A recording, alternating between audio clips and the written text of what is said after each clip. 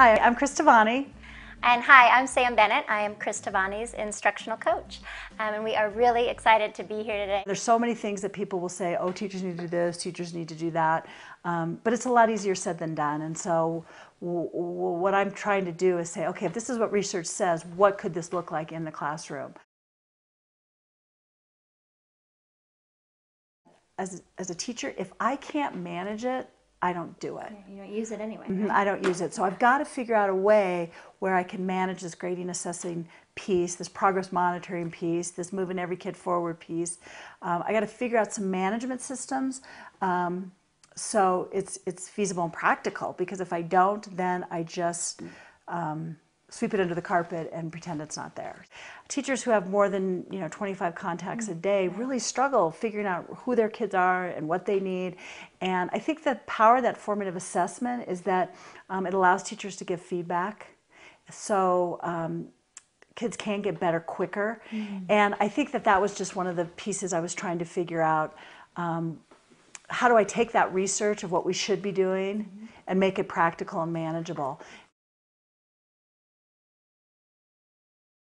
I'm trying to get everything to sort of weave together so kids are more engaged longer. And I think that's, for me, the last couple of years I've really seen that all roads lead to engagement. And I noticed that when kids quit or stop, it's because they don't know what else to do next. And so this is, I circle back to workshop model again, and how conferring is a way for me to not only help kids individually, but also work with small groups. So if I have kids that are absent, it's not the end of the world. I have a structure in place where I can catch them up.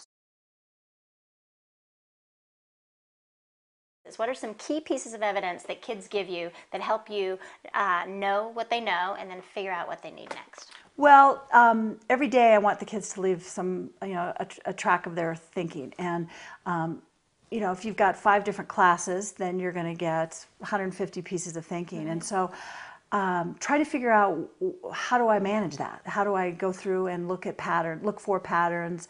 How do I use it? Do I use it just to put a grade in the grade book, or do I use it to inform my instruction? I think there's so much emphasis on assessment now that I was really wanting to figure out, with the help of my students, how to grade them fairly so they weren't tempted to cheat and play that game of school, so that they were really sharing honestly what they knew and what they didn't know, so I could then do a better job trying to meet their needs. I really tried to carefully think through the whole conferring piece. How is it different from monitoring? How do I use conferring to assess, but also instruct and give real-time feedback?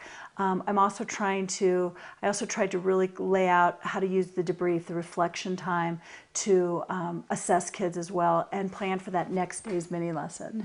A big portion of the book talks about workshop model and how that fits in.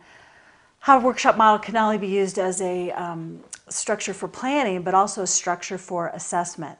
And it fits so nicely with formative assessment tools, because I have a chance to teach the kids something, let them show me what they understand, look at those pieces of thinking that they've left for patterns, and figure out what they need next the following day. And I can do this pretty quickly, and teachers will see that it's very manageable for them as well. Listen really carefully to teachers' questions about kids who were struggling, about kids that they weren't sure how to help or take to that next step. And it all circled back to this, how do you know your kids well enough to meet the individual needs?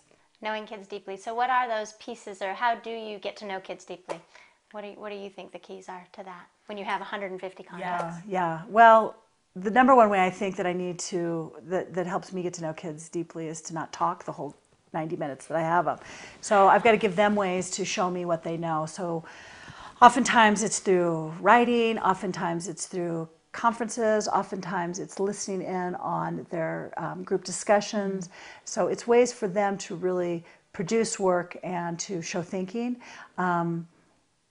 So every day I have to plan for them to, I have to plan something that I'm going to teach them that's going to help them get smarter about whatever it is we're working on. And then I have to give them a big block of time where they can practice that work.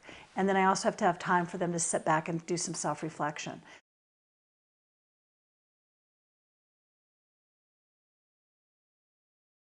The learning targets are great because I'm no longer now the adversary as the grader or the tester.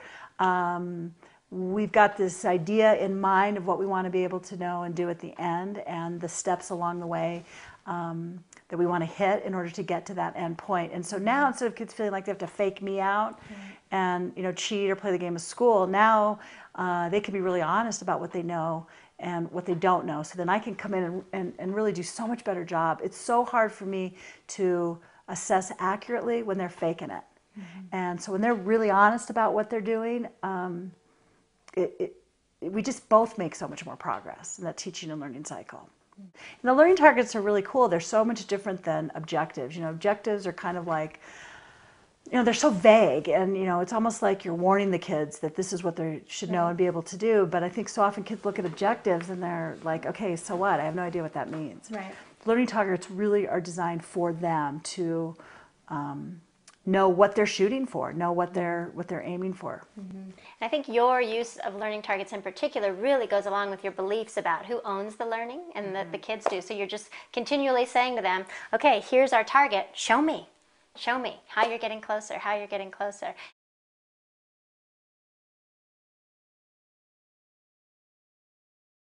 When I'm talking, it's hard for me to figure out what they're learning.